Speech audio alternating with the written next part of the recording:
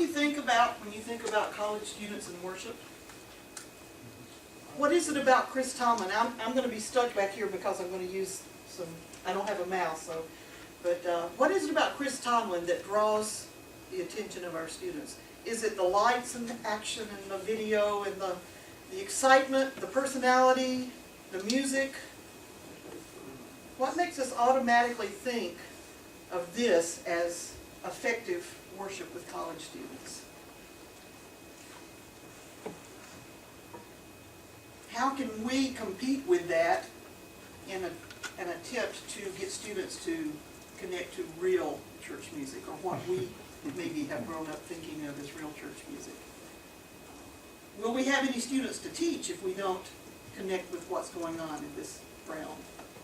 The 18 to 24-year-olds who populate our college campuses now, just a few short years ago, were children's church attendees. Many of you have students in that age group, and when you went to pick them up from children's church, what were the two questions that you always asked? Did you have fun? What did you do, or what did you learn today? I think that the students that we're working with now, 14 or so years later, are asking those same questions of each other when they've had a worship experience. They're asking each other, did you have fun, or maybe a version of that, was it meaningful? And maybe the most important, what did you do? Because that's what really matters to our college students at this point. Our students want worship to be experiential, and they want to enjoy or find meaning in what they do. I'm experimenting. I'll take an aside here and say, I'm taking a class right now. This is something that we all need to do. Maybe not just in music or church music. I'm taking a technology for educators class right now. And so I had an assignment that I had to create a smartboard presentation. So I did this one. So you're not going to get the whole interactive thing, but if I stumble a bit, it's because I'm trying to do smartboard without a smartboard. So cultivating an interest and engagement in worship, there's some questions that we need to ask ourselves. First one is, who are they? And I know we've talked about, there's probably nothing totally new in my presentation that we haven't talked about at some point today. But maybe I can just give us a different viewpoint a little bit as we look at it. The questions we need to be asking ourselves, first of all, who are they? Whether we call them millennials or Gen Y or next generation, Generation Next, Echo Boomers, whatever title we give them, there are some characteristics of this group that significantly affect the way they receive information, the way they worship. Let's look at a little bit of some of these that are specifically related to worship. Now, if you were doing my smartboard presentation, you could do this all on your own. But since you're not, I'll uncover them for us, and we'll just look at some of the characteristics. This is a very techno-savvy group of students. They are way ahead of the curve. I'm taking this class, which is a required of education majors, with two of my music education majors, and I'm constantly in the class saying, Leslie, tell me how to do this, because they know how to do it. They have never lived without a computer. They've been doing computer things in school and at home since they were 3 years old, many of them. They have digital DNA. It's just a part of their nature that they know and they do these things. It's important that we know that about them. Another thing is, this is the first generation of Americans who grew up as children with schedules to keep, with personal calendars. They are busy. They have been busy all of their lives.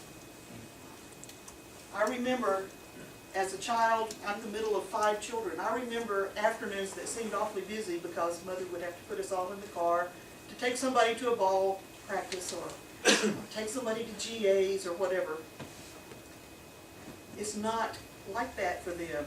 We thought we were busy then. Now it's both parents and everyone else in the community busily scurrying around to get these children 7, 8, 9, 10 years old to all of the activities that they're involved in. The group of students that we are working with now were among those.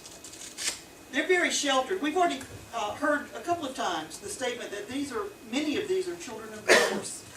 And I think whether because of that or as a result of that, they're more sheltered. Their parents have worked very hard to protect them from the evils of the world. And they grew up in an education system that said everybody's a winner. Even if you're 8th place, you still deserve a trophy. This is what they've grown up with.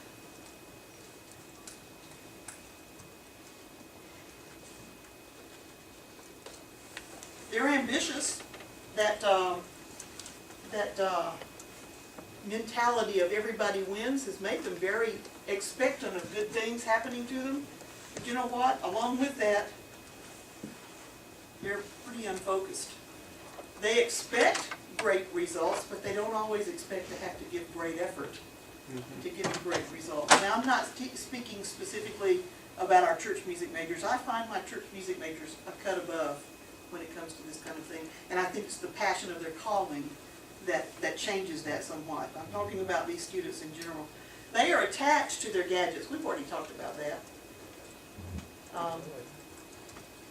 How many of you in the last few years have had to add something in a class syllabus that says no handheld devices in class or something along those lines? But you know what? They're also attached to their parents. This generation has a closer relationship to their parents in a different way. And maybe that goes back to the being children of divorce and the sheltered lives. The fact that their parents spent their lives, the children's lives, they invested themselves in being very child-centered, and they continue to need that now as college students. They are fiercely independent. They don't want anybody to tell them what to do. I have some students back there nodding and agreeing. But you know what? Along with being fiercely independent, oops, that's the wrong one. They value community very highly. And being fiercely independent does not mean they want to do everything on their own or alone. They are the most highly educated generation that we have ever had in this country or any other in the world. And they're the most globally connected group of people that have existed as adults yet. So these are characteristics. How does all this then feed into how we deal with them, or we help them to deal with life and with worship especially?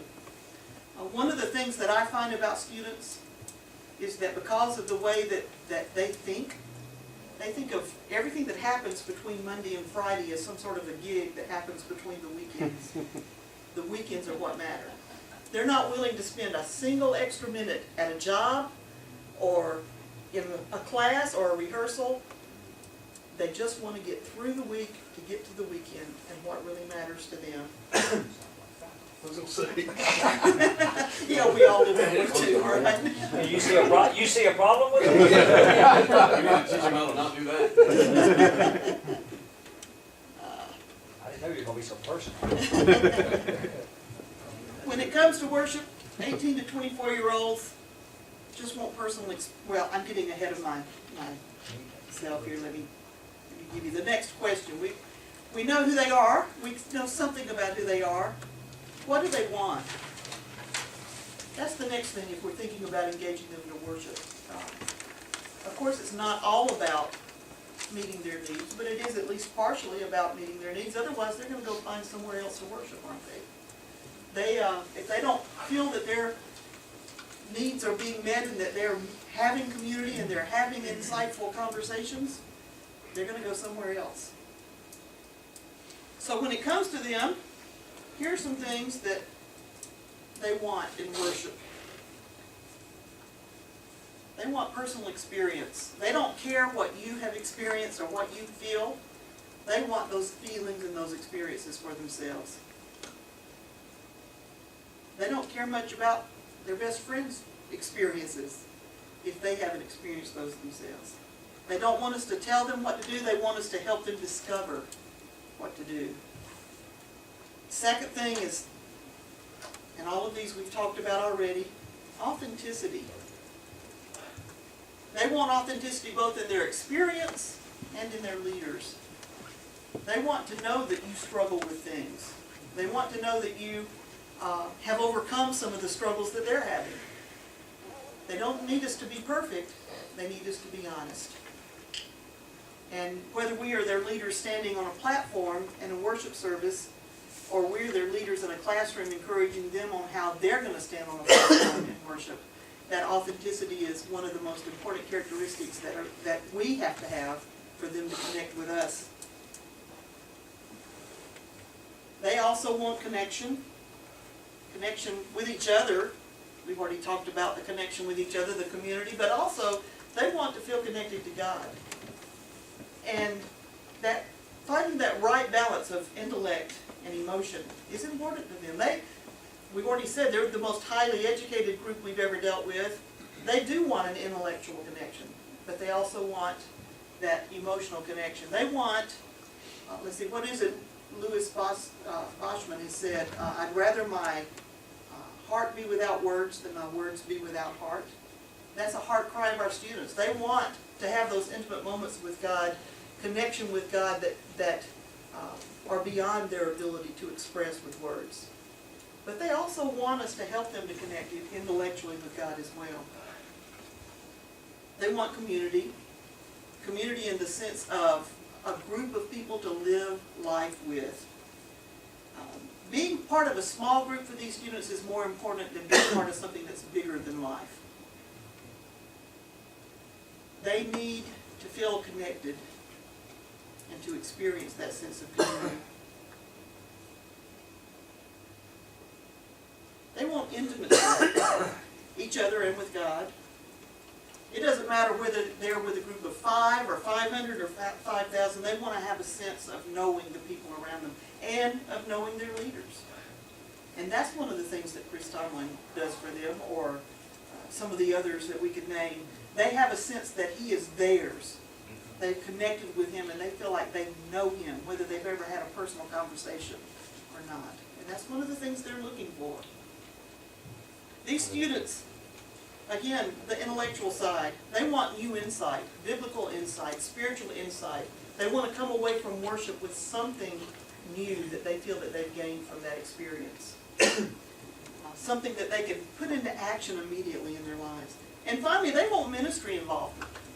These students are very free and easy with lifting their hands to praise God, but they also see taking their hands and working for the needs of other people as an act of worship as well. And that's something that we are charged that we need to do for them if we are their leaders, is to help them to connect in ministry involvement. Now, a third question. Who are they? What do they want? Finally, how can we best serve them and what they want? Artie Davis has said the greatest and highest calling of a leader is to replace themselves.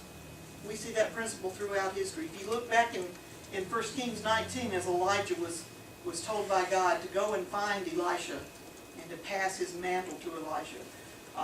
That's exactly what we are called to do. We have the responsibility of passing our work on to that next generation. What can we do that will engage students for the work that we have done to this point and help them to move on, move forward with that? Well, how can we best serve them? Here's some ideas here. And don't get too upset when you see these words until you see the rest of the story, if this will work for me. We can best serve them by compromising on methodology while holding firm to theology and to quality. They really want the theology, and they really want the quality. The problem that we have sometimes is that we want to tell them it's not quality if it's not my kind of music. We've got to allow them to let the cultural demands on them shape some of what they do in reaching their own culture. and at the same time help them to maintain a commitment to quality and to scriptural worship. Second, we can best serve them by modeling. We've talked a bit about this already. We want them to have integrity. We've got to model integrity for them. We want them to show consistency in what they do. We've got to model consistency. Our lives have to reflect the high standards that we are asking them to aspire to. When we make mistakes, whether big or little, we have to be willing to admit that. They don't mind us being human as long as we admit that we're human. But when we hold ourselves up before them and act like, that mistake happened because somebody else didn't do their job, instead of admitting that it's my mistake, then we're not modeling for them what they need. Third, we can best serve them by offering our experience, but at the same time, valuing and validating their experience. Watching a student's face when you say, would you teach me how to do this, or would you tell me about how this happens, knowing that they get to contribute back to us is very important to them, because it makes them feel like we value who they are and what they can do. And finally, by blessing,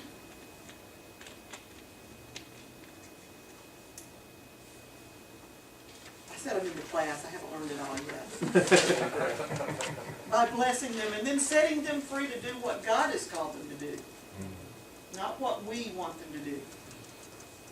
We have to model open-mindedness. We have to give them opportunities to become our Elishas, to give our blessings to them, to pass the mantle to them, so that they truly are free to move forward to the next step. Now, at SBU, just like you and your schools, we struggle with what the future of church music holds. I was telling someone at lunch, I'm very blessed that I work with a faculty of 11 full-time faculty members. I get to be called the church music professor, but every one of them are church musicians. And it's a blessing to get to see my students who are church music majors have all of that opportunity to interact. And the result of that is that all of my faculty cares about what happens with the church music program as well. I'm proud to be able to say that as a faculty, we have refused to compromise on music education and training. We have a commitment to the fact that they need to be trained to be the very best musicians they can be. We are going to continue that tradition. I tell prospective church music majors when I visit with them and their parents that it's not my goal to make them a traditional church musician. But I go on to say it's not my goal to make you a contemporary church musician either. My goal is to make you the very best musician you can be, and then to let God call you to whatever situation requiring whatever styles of music that situation may require. And I tell them, they don't believe me until years later, but I tell them, you're not going to just do one kind of music your entire career as a church musician. They usually go, oh no, I'm always going to lead with the guitar. And then a few years later, I'll get the call from them that says, Dr. Hicks, what was that anthem that we talked about in Church Music Lit that dealt with stewardship? They didn't pay much attention to the content, but they did at least know the resource was there. And so, and we just need to help them to know that God's leadership is no less musical now than it was when you and I were called. His call to music ministry, worship leadership, again, whatever title we give that, is a call to prepare, and to sound education is the basis of that. Now, the very first class I have with church music majors is a course that we added just a couple of years ago, the last time that we kind of revamped our church music degree. And it's called Introduction to Church Music and Worship Leadership. It's a freshman level course. The reason I added that was because all of our church music courses were upper level courses, and there were students who came in as freshmen, and by the time they got to me, end of their sophomore year or beginning of their junior year, somebody in another program had convinced them that they didn't need a church music degree. So we added this course so that I could have an opportunity to sit down and talk with them. And we spend, it only meets one time a week, but we spend 3 weeks of that using Jeff's book, Is God Calling You? and talking about calling and what that means. Only at the end of that time do I ask them to write about their own call. Now, one question that I always ask church music majors, or prospective church music majors, the first time I meet with them and their parents is, if you could be doing anything you want to do 10 years from now, what would that be? And you know, all of you get the same answer. You know, 9 times out of 10, it's, well, I'm going to be leading worship at a huge conference with guitars and drums and lights, and that's what their mindset is.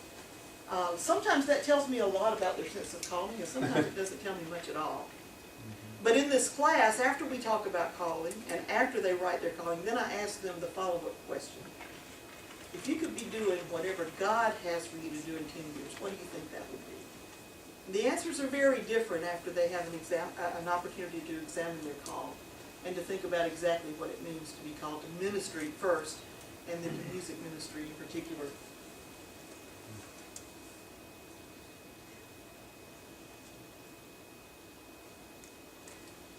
There are some concrete things that we can do to help them engage in worship. One is that we can train them. This is a picture that was made about, well, it would have been 5 years ago this fall. The young man on the drums is this year, first year graduate student here at Truett. He was a freshman that year. There's a group that, like most of you have, a contemporary group that goes out, ours is called Higher Ground. That is an opportunity for us to train them in a hands-on way. Not every church music major gets to be a part of it. We have to find some other ways too, but one of the things that we can do that's going to help them to engage in worship and worship leadership is to give them that hands-on training. Another thing we can do is to help them lead. This is that same group, that same year. We don't put them up there and say, go lead worship, but as directors, as mentors, we help them to know what that means. How much is enough testimony? And at what point do we get to the point where we've said too much? How much is enough scripture? Or what scripture is right to go with this psalm or that testimony? All of those things that we do behind the scenes so that we put them on a platform and allow them to lead others in worship is training and helping them to do just that. Another thing we can do is encourage them. All but those 2 slides of Higher Ground, these slides are of a Thursday night worship service that is student-led that happens on our campus. We can encourage them to do what they are capable of doing. I am the faculty sponsor for that Thursday night service. And basically what that means is that on Friday morning I sign the sheets with their signatures that gives them Christian life and worship credit. Our chapel is divided into Mondays they go to chapel. One other time during the week they do something. It can be a small group, it can be a mission project, it can be any kind of service project, something like this. There are a number of events that are approved for that. We can encourage them to do and give them the tools that they need to do that. And we can pray for them. The most important thing we can do is to pray for them. But then beyond that, we need to get out of the way and let them lead. Sometimes we are more of a hindrance to them than we are a help. This group of students, usually there's about 250 students that show up on Thursday night. They're in an amphitheater right now. We're going to have to put them in our recital hall because the room that they used last year for this Thursday night service after the weather changed is not big enough to contain them this year. The young man that's, I know you can't see that picture very well, the young man there with the guitar is a freshman. He was selected by a senior who has done this for the last 3 years and is still on campus, but said, you know, I'm going to be leaving at the end of this year. I need to be training somebody else. And when the freshman, and I said, well, I gave him a list. What about these? No, I want a freshman because I want to be sure that the leadership's in place for the next 4 years. And this young man came in. Andrew, the student that was leading, after 3 or 4 weeks of school and meeting and talking and hearing the hearts of these students, said, Jared's the one who needs to be doing this. But I want you to notice there's no big lights, there's no flashy sound system. They have a little portable sound system they take and sit there. They go to the library and check out a screen and a projector to put their text up there. There's a student over there playing a cajon and a shaker, another with a shaker for percussion. And there are 3 or 4 of them that sing backup, just to kind of help encourage the other students to sing. But you know what? This is not at all about performance. I slip in the back of this service every once in a while and just listen and just sometimes tearfully thank God for the fact that these students know how to worship. We don't have to tell them that. These students are there because they want to be there to worship. There are a lot easier things they could do to get their CLW credit than this. But they're there because they want to be. Those 7 or 8 students up front are there leading and putting in hours every week because they want to. It's not a matter of engaging them in worship. There's nothing we need to be doing differently but getting out of their way and helping them to do what they already know how to do. I feel very blessed to hear the hearts, the testimonies, the short devotional Bible studies that these students do, and to know that God is at work and He has called them. It's not my job to do that, but I get the blessed privilege of getting to lead and train and encourage and pray, and then to push them out there and let them lead. I hope that all of us can find opportunities to be worshipers and not just worship leaders. And I hope that we would have the hearts and the mindset that would allow our students to lead us sometimes, instead of always thinking that we have to lead them. That's all I have. I just want to reiterate a little bit some of the things she said. What are some creative ways in which you and I can engage majors and non-majors in music and worship? And they are tech savvy, they have Black Hawk parents, they feel entitled, fiercely independent, desire community, globally connected. They want personal experience, discovery, authenticity, connection with God, community, intimacy, ministry involvement. We need to serve them by compromising, modeling, offering, and blessing. And we need to train them by encouraging them and praying for them and letting them lead. I have 3 of them in my house. I have a one who just entered school at UM. She's a freshman.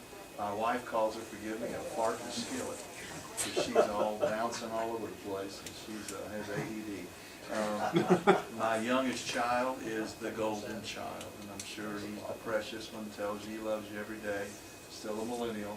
And my middle one is what we call an OSPE. An OSPE is a highly functioning autism. He's 17 years old. He is 6'4" and 240-pound football player. So he's a big old boy, so I have to treat him with authenticity. I'm sure we've heard, you've done this so beautifully, I'm sure you've heard this presented probably by your own faculty or your own president about who these kids are and how I think of what a blessing. I think about Vernon, his example of something that'll take them a long way, in my opinion, in just loving them. And you know that. Sometimes we as faculty, some of my faculty, they miss the opportunity. They pass them by. They're a person in their class and they get a grade, but they don't stop and leave the door open. They don't take time to love these kids. We've got a group that's one of our main vocal ensembles, travels all over the place. And one of the guys in there, you never know it, his mom has been married 10 different times. He's had 10 different dads. I mean, there's so many things, and you can tell all the stories the same way. These kids that are hurting, and they need our help. And another thing, and then I'll get to your ideas, I think the thing that my boss has done, Roger Breeden, one of the things that he and his wife have done that have been so special in our school and our kids is that they have private Bible studies. You know, we have a lot of, we didn't do that all the time at first. And you think, well, that's for somebody else, but our faculty now are beginning to get engaged in that, the women and the men. And that has had unbelievable blessing. Not just the spiritual side, but the academic side. These kids are engaging them. Just a simple Monday night, come over for dessert Bible study. It's made a big difference. Probably a little off task there, but anyway. What are some great ideas that you've had, that maybe things she's mentioned, how to reach these kids and reach the kids that we get a chance to minister to? Certainly you got awesome ideas. Majors and non-majors, a little bit of both. There's some creative things that you're doing. Yes, sir. Calvin is a liberal arts space, so we have 50-some majors. We have 500 kids who come from musical. So we have chemists, nurses, one of our basketballers, whatever we've got. And it creates different nuances in ensembles, sometimes in lessons. It also means we have to adjust. Sometimes your first best tenor has a lab every Thursday when the best SATB choir rehearsals. So how do you give and take? You don't want to compromise on quality, but you do have to make other compromises to get many non-majors, some of whom are equally as good musicians, sometimes even better. And speaking of non-majors, what are some things you do, like you were mentioning, some with kids to draw them in, to kind of pull them into the program as far as participation? We have a non-audition worship choir. I've got about 70 kids in, and I'd say more than half of them are non-majors. So it's a great way to connect as they worship. What do you do with credits and that kind of thing, something like that? It's, they can sign up for credit if they want to, they don't have to. They can use, non-majors can use it as a humanity credit. Okay, wow, cool. Who else got an idea? Y'all about ready for a root beer float? Yes. I don't have an idea, but I've got a question, and I don't want to cut too much into Beverly's potential presentation tomorrow, sorry. But I want to go the tech savvy side of things. And so you had up there in describing who they were, both that they use gadgets and also that they're tech savvy.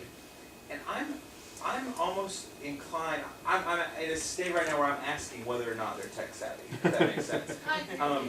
So students that I observe, they'll use gadgets and are highly connected for social media, for instance.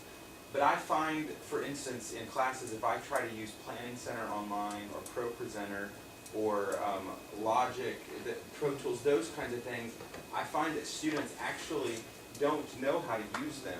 Or if I've asked them to blog before, they don't know how. And I just sort of say, go do this. And then they don't. And I said, why did you do it? Well, I don't know how. And so I'm finding that when I'm teaching them technology, I have to go like really step by step through things. And so while I think they're extraordinarily connected with cell phones and devices, I'm in a phase where I'm asking the question, are they really that tech savvy? And I'm curious Well, what other I experiences think you're are. probably right. How do you actually, I mean, if you're talking about training them corporately, how do you do that? You have to take time somewhere. Is that a semester thing? I mean, we have to break down literally the first 2 weeks of every semester and have training on, how many of you are on Naxos at all? Some of these different, we literally have to have a mini seminar on that. And I think They can't find a part of that goes back to, they are tech savvy, but a part of that goes back to they're not being willing to give any extra time to something unless they see the immediate value. Well, and the tools, the things that we use as tools are toys to them. And they don't make the leap from toy, this is something to play with, or something to use for their educational experience.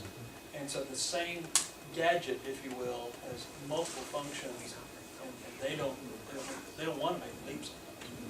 I think one of the issues too is the standardization of the technology that is at their disposal.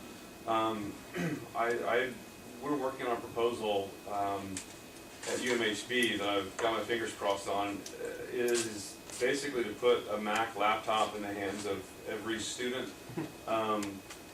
We've already had some students joke, well, they're just going to use it for Facebook, which in some ways, yes, I see them using the technology in that way. I also think it's marketed to them in that way, to just kind of get the little bit out of it, to not really use it.